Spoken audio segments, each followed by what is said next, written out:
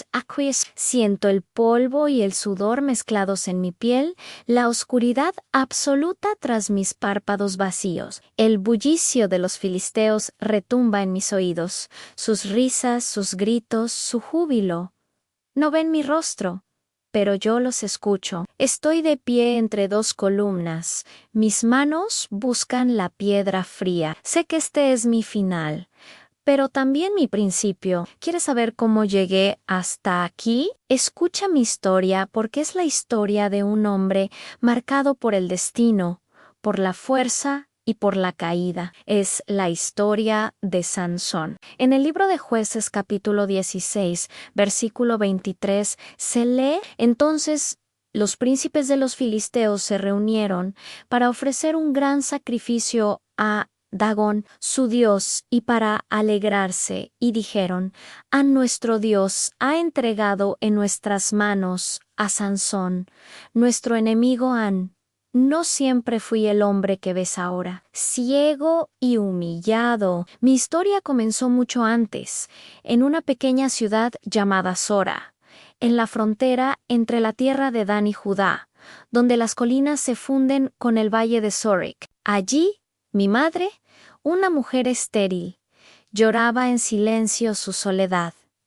Pero un día, la luz irrumpió en su vida. La Biblia nos cuenta en Jueces capítulo 13 que había un hombre de Shora de la tribu de Den, llamado Manoah, y su mujer era estéril. A esta mujer se le apareció el ángel de Jehová y le dijo: he aquí, que tú eres estéril y nunca has tenido hijos, pero concebirás y darás a luz un hijo. Ahora pues, no bebas vino ni sidra, ni comas cosa inmunda, porque he aquí que concebirás y darás a luz un hijo, y navaja no pasará sobre su cabeza, porque el niño será nazareo a Dios desde su nacimiento, y él comenzará a salvar a Israel de mano de los filisteos. A mi madre tembló ante el mensajero celestial. Mi padre Manoah buscó respuestas, temeroso y asombrado. Yo fui un milagro, un niño consagrado antes de nacer. Nazareo, separado para Dios, no debía probar vino, ni tocar lo impuro, ni dejar que una navaja rozara mi cabeza. Mi cabello, largo y rebelde, era el símbolo de ese pacto. Mi vida, desde el primer aliento, no me pertenecía. En aquellos días Israel estaba bajo el yugo de los filisteos. 40 años de opresión, de miedo y de silencio. Los filisteos, un pueblo venido del mar, dominaban la llanura costera desde Gaza hasta Ascalón, con sus carros de hierro y sus dioses extraños. Israel, dividido y débil, clamaba por un libertador. Crecí entre Zora y Esteol, en las colinas donde el viento trae el aroma de los olivos y el trigo. Desde niño sentí una fuerza extraña en mis músculos, una energía que me impulsaba a correr, a saltar, a desafiar los límites.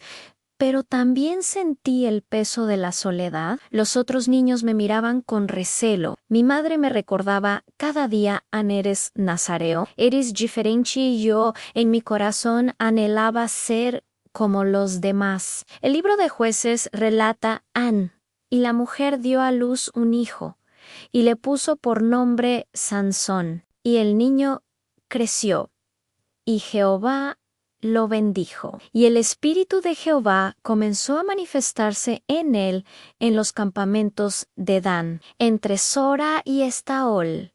El espíritu del Señor venía sobre mí como un fuego. Sentía que podía arrancar árboles, que nada me era imposible, pero también sentía la carga de un destino que no había elegido. ¿Cómo puede un niño comprender que su vida está marcada para la guerra, para la soledad, para la lucha? Zora Ysto enclaves de la tribu de Dan se encontraban en la Cefela, una zona de colinas bajas entre la llanura costera filistea y las montañas de Judá. Era una tierra de frontera, de encuentros y de conflictos. Allí, La cultura filistea y la israelita se rozaban, a veces en paz, a menudo en guerra. Los filisteos, descendientes de los llamados pueblos del mar, se habían asentado en la costa suroeste de Canaán desde el siglo XII a.C. Su Pentápolis, un conjunto de 5 ciudades principales en Gaza, Ascalón, Astat, Get y Ecrón, era un centro de poder militar y económico. Dominaban la metalurgia, el comercio y la guerra. Para los israelitas, los filisteos eran el enemigo por excelencia, opresores y rivales en la tierra prometida. Crecí escuchando historias de derrota y humillación. Los filisteos nos prohibían tener herreros para que no forjáramos armas, nos miraban desde sus fortalezas, seguros de su poder. Pero yo, Sansón, sentía en mis venas el llamado a la rebelión. ¿Era mi fuerza un don o una maldición? Mi fuerza no era mía, era el Espíritu del Señor, que descendía sobre mí como un relámpago. Cuando mis músculos se tensaban, cuando la ira me consumía, sentía que podía derribar montañas, pero también sabía que esa fuerza tenía un precio: la obediencia al voto nazareo. Mi cabello, largo y trenzado, era el recordatorio constante de mi pacto con Dios.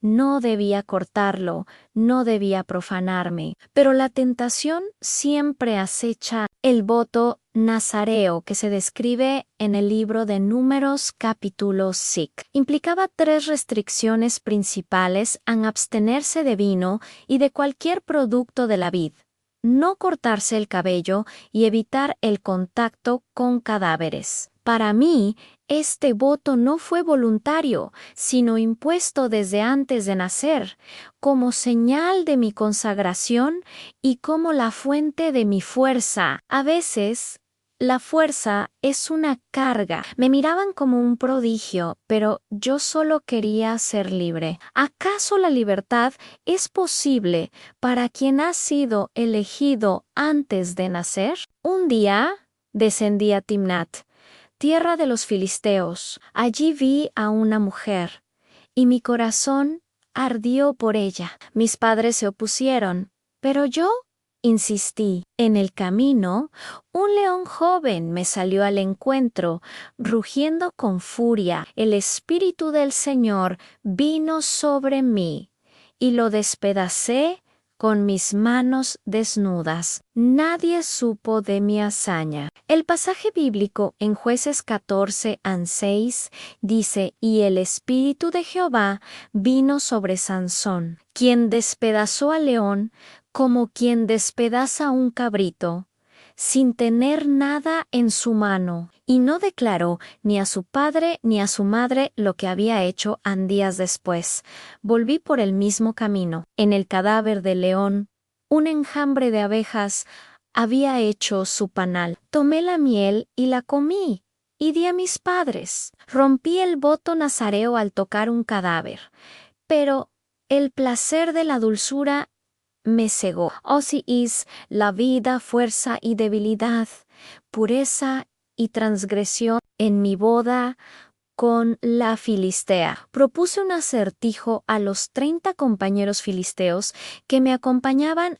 Del devorador salió comida y del fuerte salió dulzura. A nadie pudo resolverlo, hasta que mi esposa, presionada y amenazada por su gente, me arrancó la respuesta y se la entregó a su pueblo. Mi furia fue incontenible. La Escritura dice: y el Espíritu de Jehová vino sobre él, y descendió a Ascalón y mató a 30 hombres de ellos, y tomando sus despojos, dio las mudas de vestidos a los que habían explicado el enigma, y encendido en enojo, se volvió a la casa de su padre.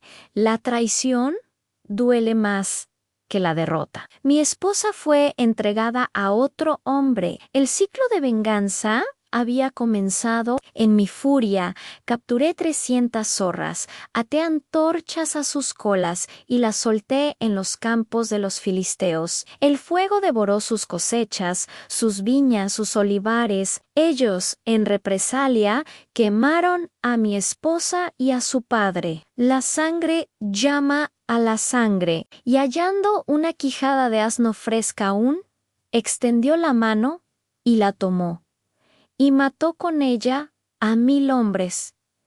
Esto se relata en Jueces 15:15. A 15 esa masacre. Gobernaría como juez sobre Israel durante 20 años, un tiempo marcado por la lucha constante, la soledad y la búsqueda de un propósito que parecía escapárseme de las manos. Cada acto de violencia me alejaba más de los hombres y tal vez también de Dios en mi vida. Era un torbellino de ira y poder, una tormenta que yo mismo había desatado. Pero la historia de mi caída, la que me trajo a este pilar oscuro, es una historia de amor y traición mucho más profunda. Una mujer llamada Dalila se cruzó en mi camino y con ella mi destino quedaría sellado para siempre. Pero esa es una historia para otro momento. Gracias por escuchar esta parte de mi viaje. Si quieres conocer el resto de mi historia, no olvides suscribirte y activar las notificaciones. Nos vemos en el próximo video.